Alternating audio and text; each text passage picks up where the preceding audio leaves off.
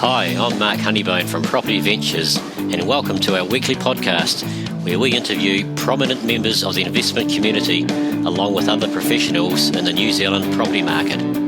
This is a free service from Property Ventures so that you can keep current and learn from some of the best around New Zealand. To check us out, take a look at propertyventures.co.nz. We hope you enjoyed today's podcast.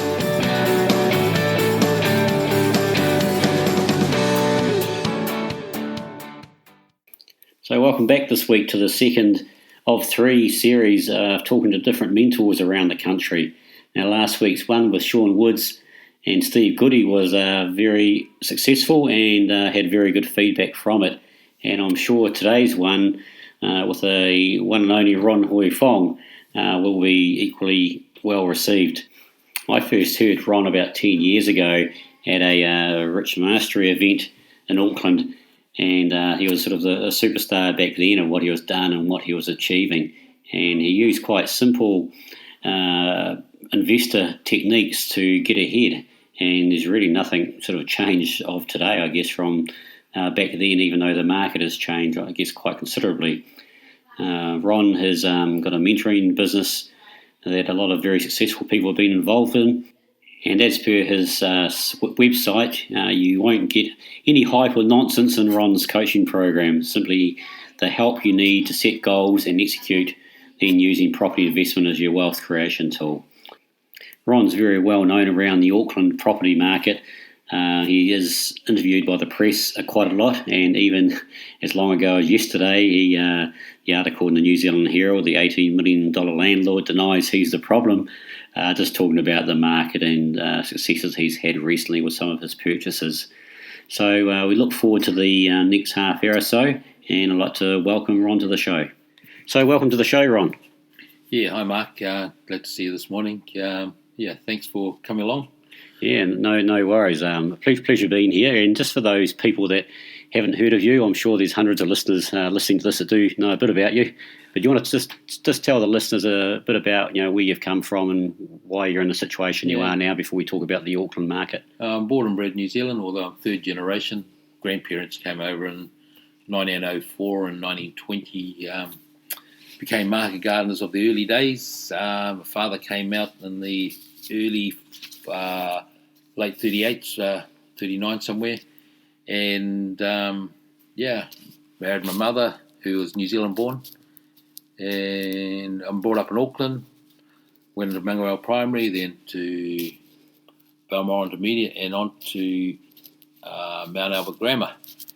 From there, after left school, flunked university entrance, so I worked for the social welfare from 1966 through to 1992. Finally managed to resign and get out of the place, such a negative place it was. Went into business, and at the age of 45 it was. And from that, didn't realise I had the business acumen, but soon developed it, and ended up with 11 shops. Worked my butt off doing it, so took the easy life and franchised them all off, which now gives me a payday every fortnight or every week. Nice. That's a pretty good start, having that turn up, and I suppose that's a part of what property is, which you got into next. Yeah, that's getting into the passive income side after having read Robert Kiyosaki. Also understanding good debt, bad debt, and I thought, let's go borrow heaps of money, and hence 2003 onwards, after attending a Richard Mastery seminar, along with many other gurus, although I'd been investing for about 30-odd years earlier and accumulated properties, and then having sold it off to set up my chain of franchise stores, restarted in 2003 and raised a revolving credit on my house and went crazy and bought 21 properties in 12 months. That's accumulating, and I still have them today. Great stuff. I remember hearing the stories 10 years ago 12 years ago when I first started going along to the same conference and being in awe of this madman up on stage who was buying 5 or 6 properties on the same day. But it's quite normal now.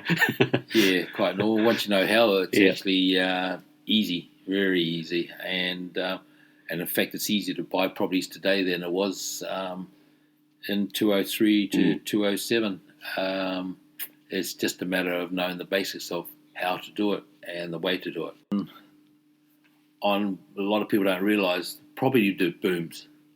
That is the best time to accumulate capital growth because it doesn't happen in any other part of this property cycle.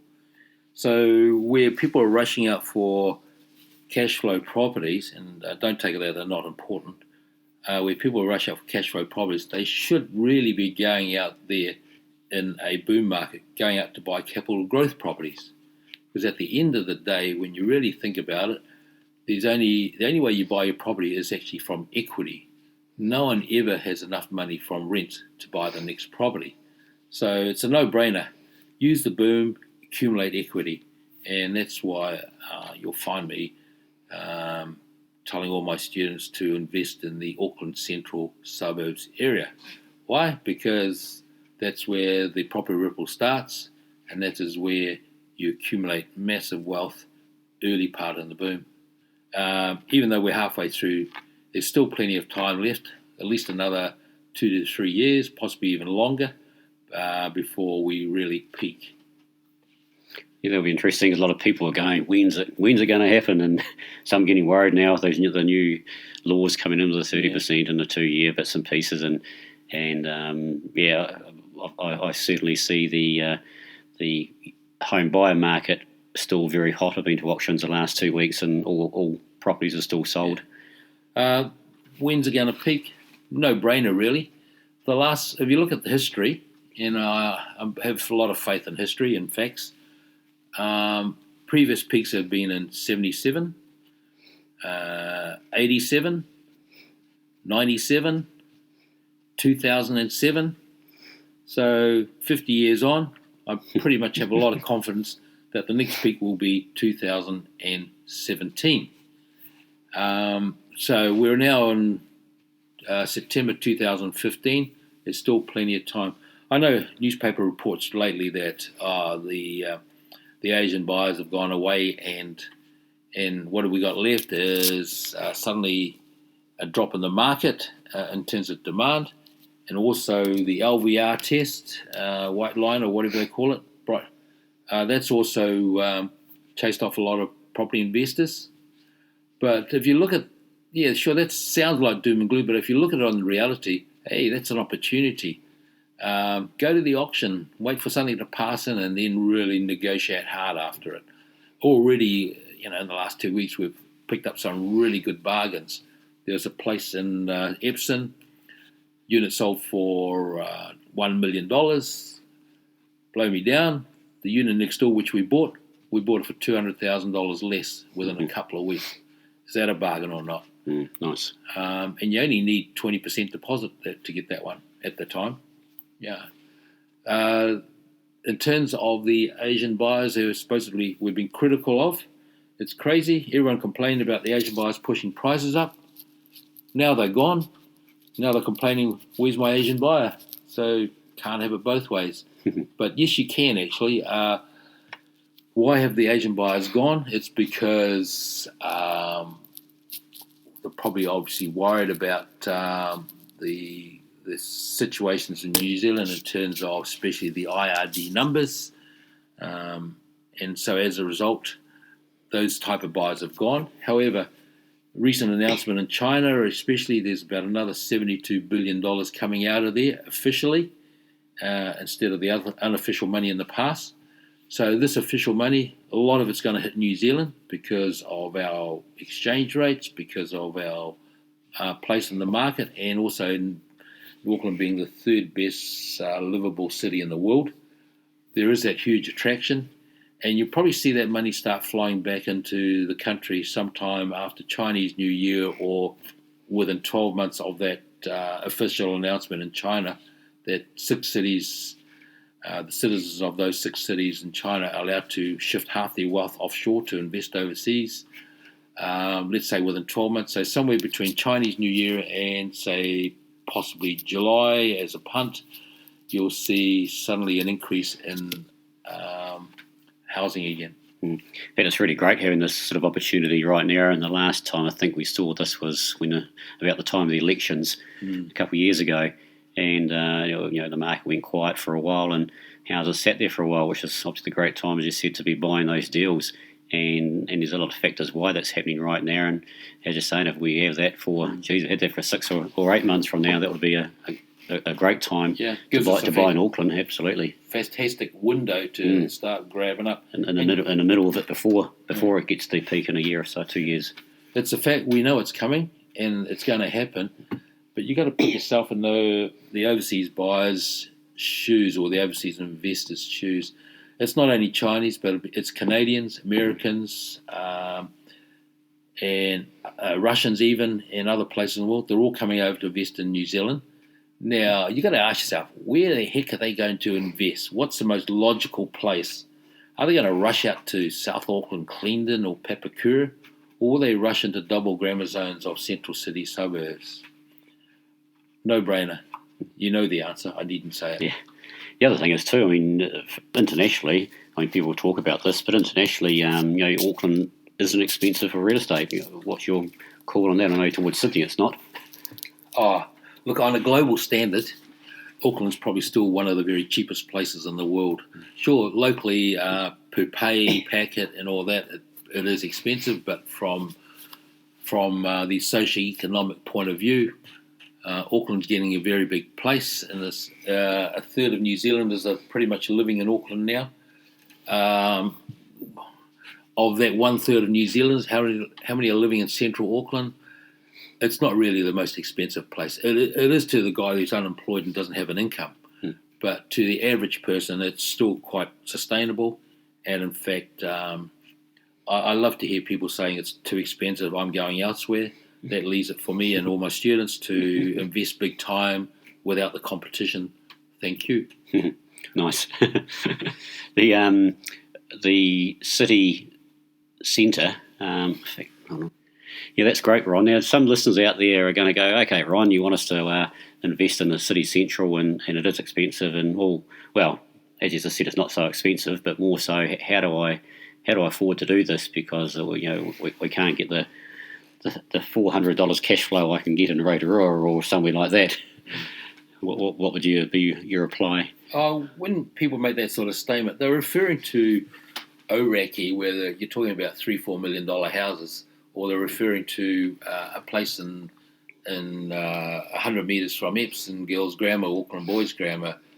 That's not what we're looking for. We're looking for middle-class areas in central suburbs of Auckland. And you're talking about the likes of Mount Wellington, which is a good starting point, through to Onehunga, Royal Oak, Sandringhams, Mount Albert, Point Chev, Mount Eden. There's heaps of rental areas which are also home areas. That's because of the home buyers are in these areas buying up homes or home units. Sure, that keeps the prices up. Now, how do you deal with that? If you really look at going back in time, 1960s, 1970s, and early 1980s, a lot of home units of those days were built with a dining area in mind. We don't need dining areas these days. And when I go into a 2-bedroom unit with a dining area, no brainer. I'll gut the kitchen out, turn that into a bedroom, making a 2-bedroom become a 3-bedroom, and the dining room now is your brand new kitchen, open plan, no brainer. However, you need to work on a specific size to make that still viable. You can't have a 3-bedroom unit, 55 squares in the middle of Remuera or St. John's, because people pay for space. However, you could do it in the likes of Mount Wellington, where people are paying for accommodation and bedrooms rather than so much for space. The beauty of it, I'm buying 2-bedroom units, increase my rent because there's an extra bedroom added in, and I now have a not quite 3-bedroom value. Easy. Yeah, nice. So that's great. And on your value for places in those areas and the central Auckland sort of suburbs you're talking about, standalone versus multi-income places, in my opinion, you do get the better value, the better capital gains when it's a standalone place. Obviously, the multi-incomes is good for the obvious.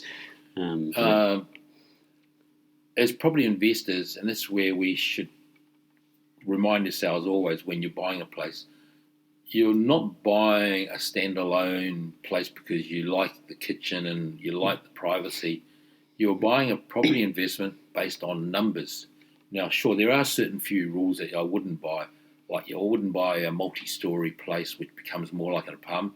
I wouldn't touch anything that's 3 levels or more effect, because eventually the earthquake requirements will hit them for reinforcing. So let's stay away from that. I wouldn't touch anything built after 1990, because generally they will be potentially a leaky home. And leaky homes, even if you do spend hundreds of thousands of dollars repairing them, they still have a stigma to it, which will sort of handicap the capital growth. There's lots of areas I wouldn't touch. I don't like getting anywhere near housing New Zealand, because they have a stigma about them, which will also handicap capital growth. I wouldn't touch the bottom 5 suburbs of Auckland, certainly because just to avoid socioeconomic difficulties as it does happen in those areas in terms of rental incomes and that. The 5 areas I would call staying away from. Now, there are 50 suburbs in Auckland. I just picked out the bottom 5 suburbs for no other reasons, and just deal with the other 45 that are around for safety margin and capital growth. Those 5 suburbs, I would name them as probably Glen Innes, which is GI, Point England, Avondale, in that order, virtually, Panmure, and the north. Golden Triangle's all right, but I would avoid Panmure anyway, and as well as I'd avoid the New Lynn, because it doesn't know whether it's a Westie or Central Auckland. But no other reason. You may find bargains within it, but bottom 5 suburbs means lower capital growth in the long term. Hey, can I just challenge you on one of them? I have to ask the question for the fact that a young lady that works with us in the office, who buys a few properties, and she rates Port England. Point England? Yeah. Yeah, look, hey, Point England, it's booming at the moment, but not for those who buy in now, because those who buy in now are feeding the boom, so therefore there's no money in for them. However, those who bought 3-4 years ago, yeah, they're making a packet out of it now. However, 3 or 4 years ago, had they bought in suburbs like I bought in Sandringham, Balmorals, Mount Alberts, I made my bundle 2-3 years ago. Those guys are only making it now, so they've lost opportunity in the last 2 years. And of course, we know what's happened in the last 2 years with the market. It's just gone crazy. Yeah, and that's really important, especially in a place like Auckland with the 50-odd suburbs, keeping a tab of what suburb has just what part of the suburb. It's not even suburbs, as you know, Ron. It's just roads and suburbs, but some have gone crazy and have gone 40% in 1 year and had nothing before that. And you go, well, when's that time for that particular area going to be? And that's maybe then when you go to the next suburb or etc. I've seen that particularly in one particular area in South Auckland. Randwick Park, it was Rail went up something like 30%, 26% last year, and Randwick Park to nothing. And this year, it's you could buy a place for $240 in start of this year. That's now $340. That's now worth $500.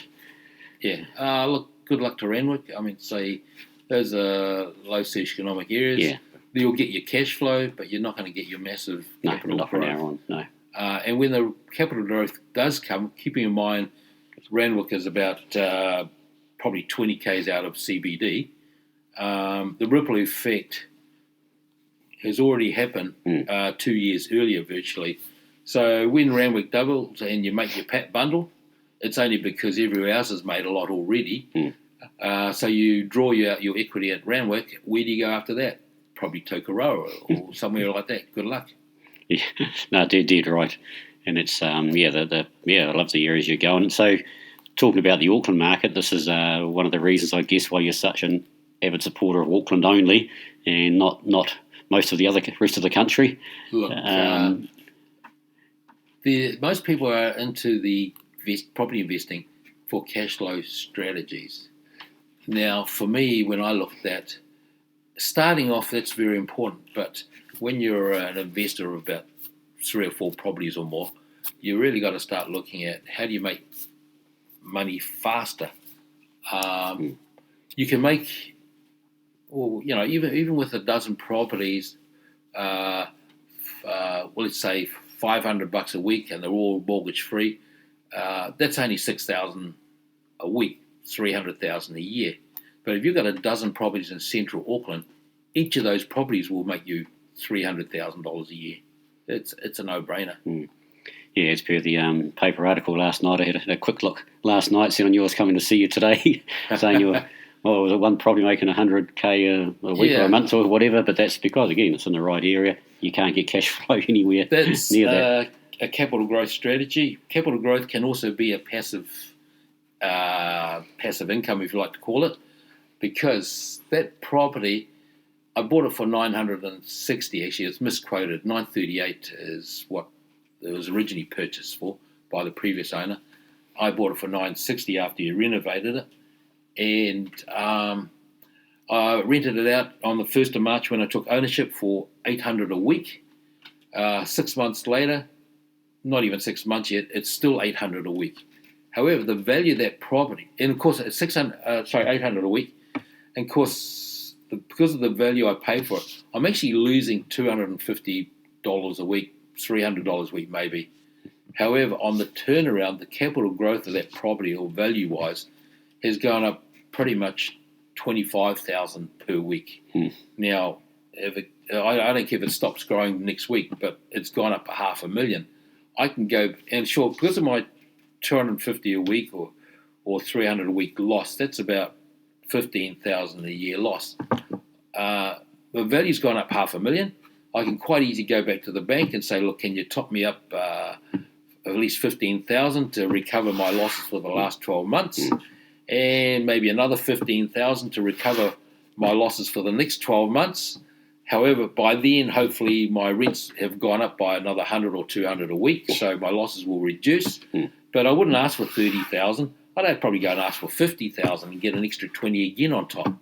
Why? It's because 15 for last year's loss, 15 for next year's loss, and the extra 20,000, it's for what I'm going to spend on my holiday.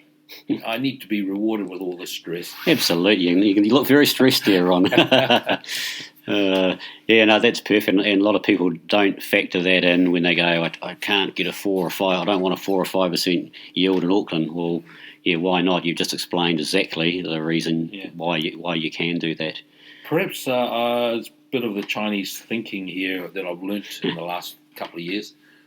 When a Chinese investor comes to New Zealand, and people need to realise this, they'll go and want to buy something, and they don't look at the yield. If they've got $1 million, they want to buy something. They don't look at, will this give me 4.5%, 5%, 6% yield? They don't even want to know that. They don't care about that. Or they don't care if it's even rented or anything. All they want to know is, look, I put in a year, $1 million in for this property. What's my annualization reward? All they want to know is, next year it's going to be worth $1.5 million. They'll buy it, and it's got nothing to do with yields. They'll just want to look at the annualized return on it. What will their $1 million be in the next 12 months? However, taking that into account, they obviously look a bit deeper, and they'll look at their exchange rates. And what do they do with the money back in wherever they park it? Because I know, like in Russia, just about going out the back door, their money is googling down. If they put a whole lot of millions in the bank, they actually have to pay the bank over there interest. Imagine your money, and you have to pay the bank interest to look after your money. So why won't they come over here and dump their money over here for a little short term? And of course, it doesn't devalue. They don't have to pay your interest on it. And as a reward, they can get rent on it if they rent it out. But that is pretty much why a lot of these overseas investors are actually parking their money overseas. People are thinking, oh my gosh, what's happening with Auckland? But the reality is we're only at the tail end of the thing. It all started in the States, where they bought up heaps and heaps of properties in Hollywood and LA and Las Vegas. They bought heaps of properties in New York. My nephew Anthony Hoifong, the guy that cooked for Obama twice, he bought an apartment for about $1.5 million in New York about a year and a half, 2 years ago, and he says it was a booming place there. But today, the big apartment block that he's in fact, the whole street where he is, it's like a ghost town. Why? It's because it's all bought up by overseas investors from around the world, and they've obviously bought in other areas like Australia and obviously in the UK as well, and in New Zealand as another city. So this is a global thing that's happening, and I'm pretty sure some multi-billionaire or millionaire who would normally buy apartments in New York isn't going to come over here and rush out to Clendon and buy the whole town out. Where would they go? They'd go for the optimum areas, waterfront stuff, good schooling areas, and of course that leads to good capital growth. Absolutely, makes very good sense there, Ron. Yeah.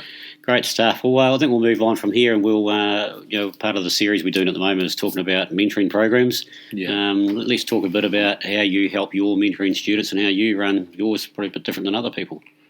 My mentoring program is, first of all, and I don't want to teach anything else, one is a buy and hold strategy, because property investing is not about investing in a business. Trading properties is a business. There's no passive accumulation of wealth there, and there's no passive income as well if you're trading. Sure, there's a quick fix, short-term money in the hand profit, but if you're selling a property and you're making an instant 10% return, why bother with that when you can make 10-20% return in the current market? I'd far rather hold the place forever, because all my properties, rule of thumb is buy today and it'll give you 10% per annum tax-free profit for the rest of my life. Now, I don't have to sell it to liquidate it. All I have to do is just top up a mortgage with it. Bingo. And as rents increases, I'll increase my mortgages that's comparable to the rent increase to support it. So hence my $20 million, say, properties, in 10 years' time will be worth $40 million. And I couldn't spend $2 million a year. But however, it's not impossible to, let's say, increase my mortgage by $200 per year, or $200,000 per year, or even $400,000 per year. It's not impossible, and it's quite easily to do. And that gives me my lifestyle and my retirement. But coming back to the mentoring program, my belief is capital growth to get your massive wealth, short cash flow to get your bread and butter income, and the only way you'll really get that is investing either in high capital growth areas which give you low yields, or high yield areas which gives you low capital growth. I look at central suburbs of Auckland, not necessarily the REM areas in Aoraki, but the likes of Mount Wellington, Onehungas and all that. They have a reasonable capital growth and a reasonable cash flow. I suppose they're really consistent areas that are probably more consistent than other places we spoke about earlier.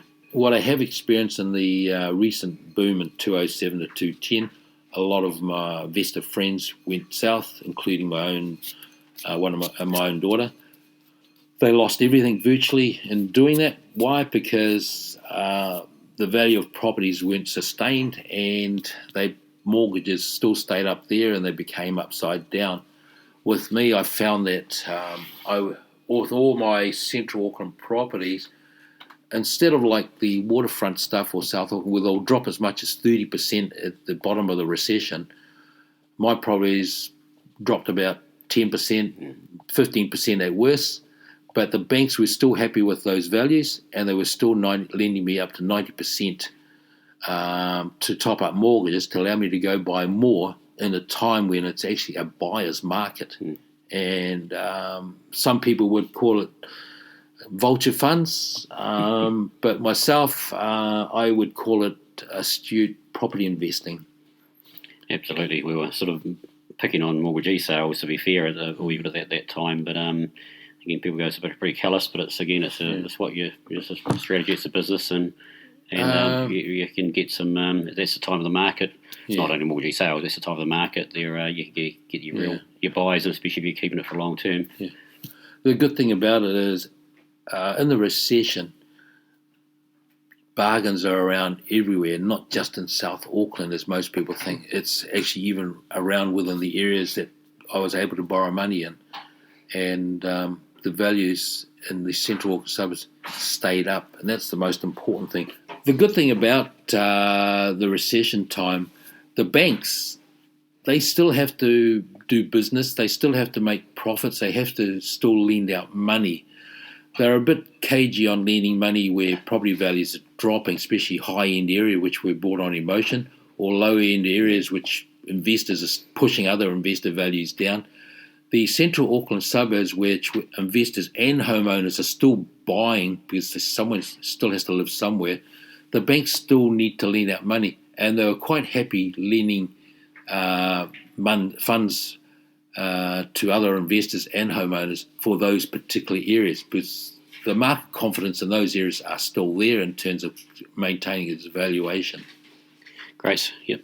REITs also, because it's central Auckland, people want to save on travelling and time in a recession period. Properties are still reasonably easily to rent as well. And so hence rents didn't really drop too much either, as with everything. But the good thing about it, even if the rents drop, didn't really matter because the interest rates were dropping also in the recession period. Great. So it's part of your strategy with your mentorings to teach that, to do the long-term holds, and so they can cope and be ready for when that market does one day dip and then carry on. Yeah. So how do your training? What do you do? Do you just I usually obviously help to set goals, and I'm finding that most of my students are accumulating probably around 3 to 5 properties per year. I have some students now with well over 20 odd properties. Probably about 70% of my students have 8 or more. However, that's over accumulation of about 2 to 3 years in doing that, and they're still growing.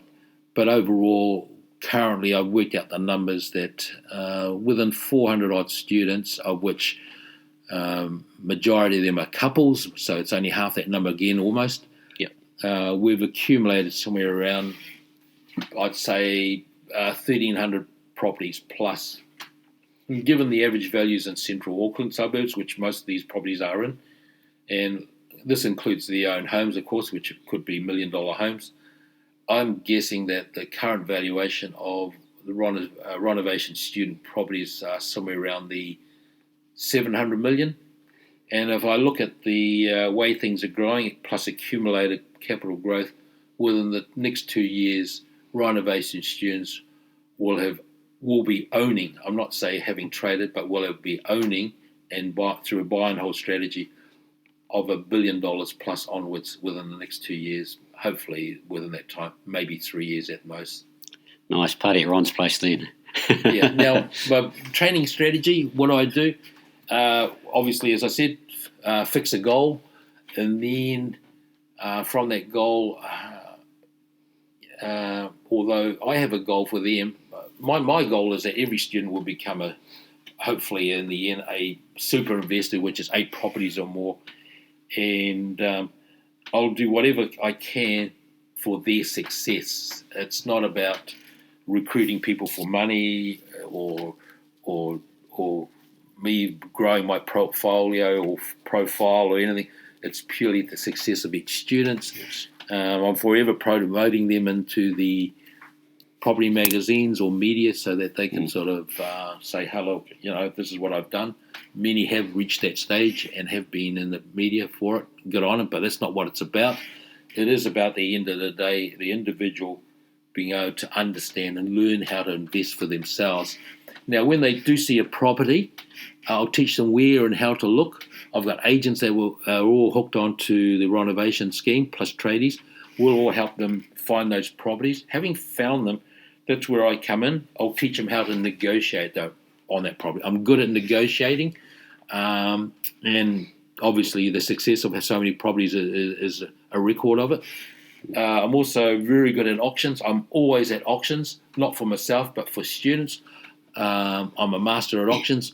The moment the auctioneer has opened his mouth, I pretty much know what the actual reserve prices on every property.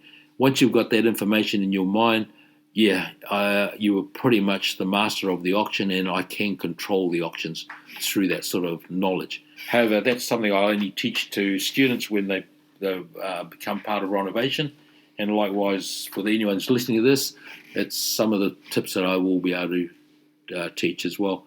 Now, from having negotiated the property, also I will help analyse every single property that's available, because the whole idea of buying any property is, can I get my equity out of this place through refinancing within 3 to 6 months? If I can't, move on, because there is more properties available. Unlike a Monopoly board game, which has only 20 properties, Auckland has 500,000 properties, and we're only looking at trying to buy about 250 odd properties per year on average.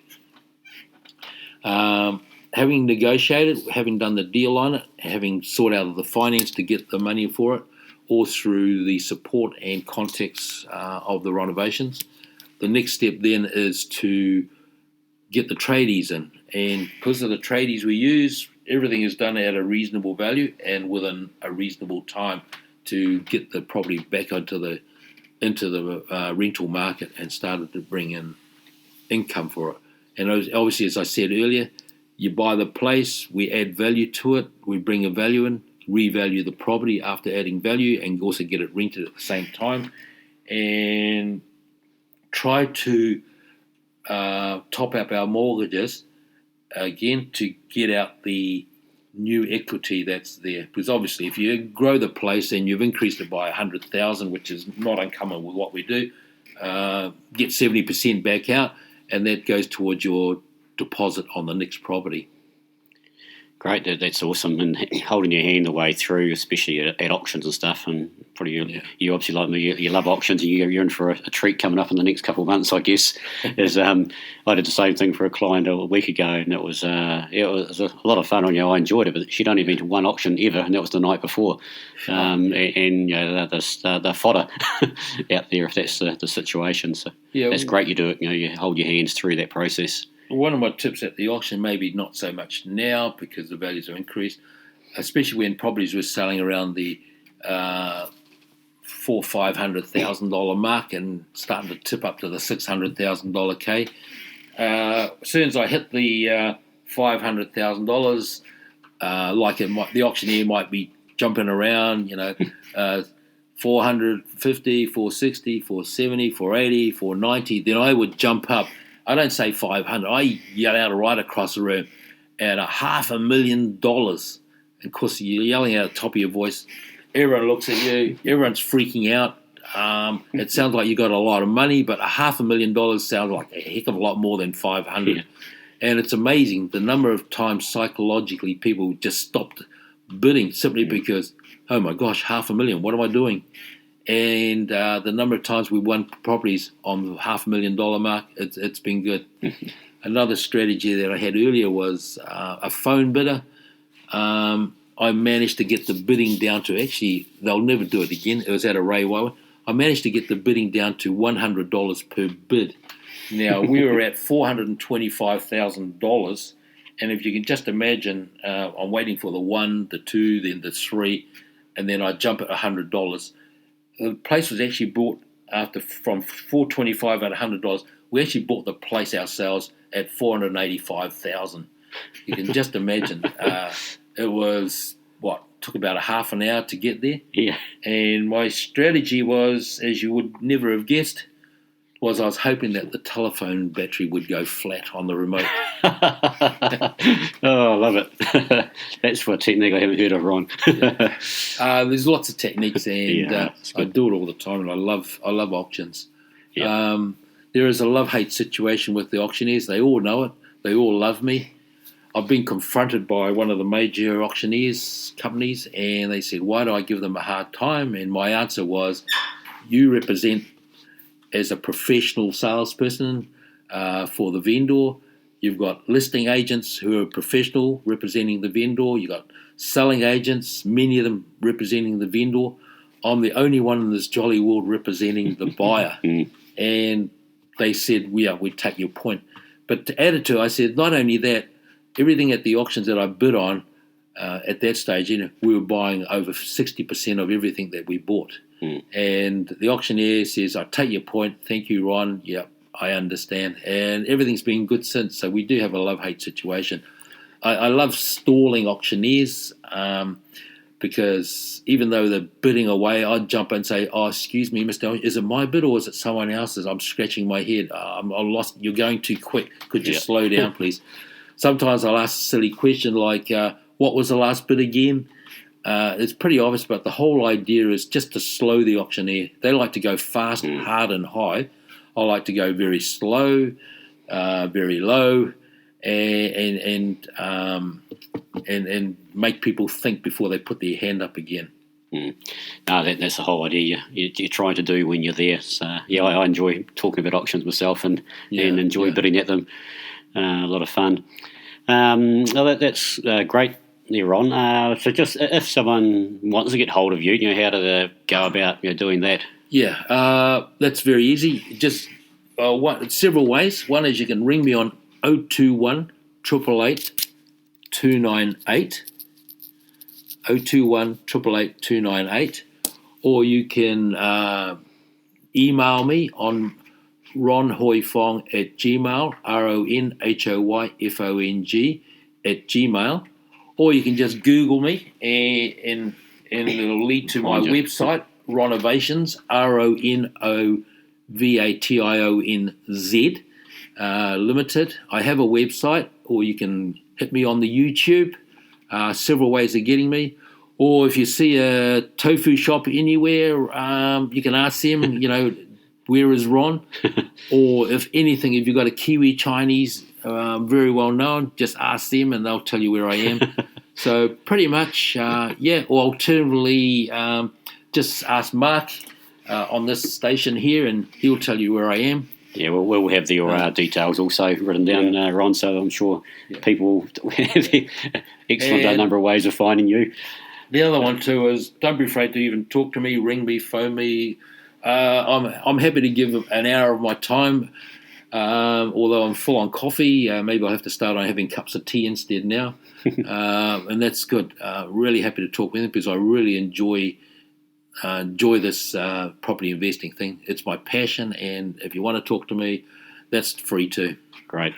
And just one final thing there, Ron, just because someone, you're giving a lot of good tools and probably repeating yourself, whatever you say now, but for someone out there, they're ready to start, they want to get going, what's the first thing they should do? Apart from obviously contact you and join your course. Apart from that, though, Ron. Yeah. Well, that's the first thing you do. The second thing you do is ring me. No, seriously, is if you really don't know what to do, just talk to someone who at least has some advice. You can do it on your own, and you increase your chances of mistake. But I'm not saying you will make mistake. But doing it on your own, you can't be as fast as someone who will fast track you. And the other thing too is just tell your mind, think about it, and take action. That's all you have to do. Just take action. Yep, I'm going to do it. Pick up the phone and go talk to anyone in the business, right? And then you're on your way. However, if you want the experience behind you, sure, I'm available as well, and I'd love to help. Or even just give you the phone contact. You can pick up, if you live in Auckland, you can contact me through the Auckland Property Investor Association. If you're anywhere else in New Zealand, pick up the New Zealand Property Investors magazine, and you'll find me in the Ask an Expert page, and I'll be able to help you there. All my contacts in one of those areas. Great stuff, Ron. Well, that's awesome, and I look forward to hearing you speak at the Property Investor Federation conference coming up. We've got a sponsor and a stand there. Right. And apart from that, thanks very much for your time today. Yeah, no, thank you, and see you all at the at the next seminar if I'm around. Cheers. Jolly good. Well, that was yet again another great podcast, and great to hear Ron's views on the likes of the Auckland market and why invest in Auckland. What I love about this podcast are we having so many very educated investors, and they all have their own wee view on what to do, how to invest in the market, whether it's just Auckland or other places. And today was yet another great example of what Ron thought. So we thank Ron very much, and we look forward to having you all again next week, where we'll have the third in our series with Property Apprentice. Have a great week.